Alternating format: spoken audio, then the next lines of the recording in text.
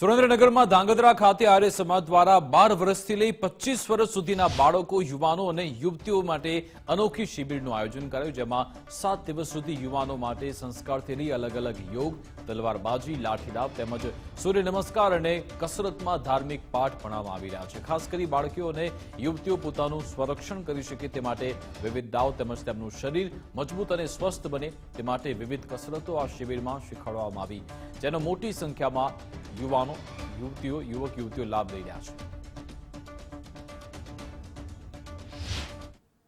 લગભગ 4 વર્ષથી અહીંયા આવું છું અને અહીંયા ધાંગધ્રા આર્ય સમાજમાં આર્ય વીર વીરાંગનાઓની શિબિર રાખવામાં આવેલી છે, જેમાં અમે બધાએ ભાગ લીધો છે।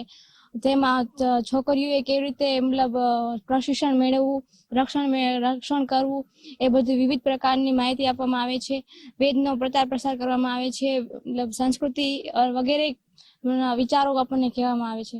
અહીંયા શસ્ત્ર અને શાસ્ત્ર બંને વસ્તુ શીખવાડવામાં આવે છે, જેમ કે શસ્ત્રમાં લાઠી, તલવાર, ડમ્બલ્સ આ તે વગેરે વસ્તુ શીખવાડવામાં આવે છે। શાસ્ત્રમાં દૈનિક હવનને આ તે જે ગ્રંથો છે તેની પણ માહિતી આપવામાં આવે છે। 9માં અભ્યાસ કરું છું। હું આર્ય સમાજમાં 4 વર્ષથી આવું છું। અહીંયા લાગેલી આર્યવીર દળની પ્રશિક્ષણ શિબિરમાં મેં ભાગ લીધો છે। અહીંયા અમને શાસ્ત્ર સાથે શસ્ત્ર પણ શીખવવામાં આવે છે। અહીંયા શસ્ત્રનો અર્થ એ થાય છે કે આપણે આપણા શરીરનું રક્ષણ કેવી રીતના કરવું અને કોઈક આપણા ઉપર હુમલો કરે તો આપણે એનો બચાવ કેવી રીતના કરવો।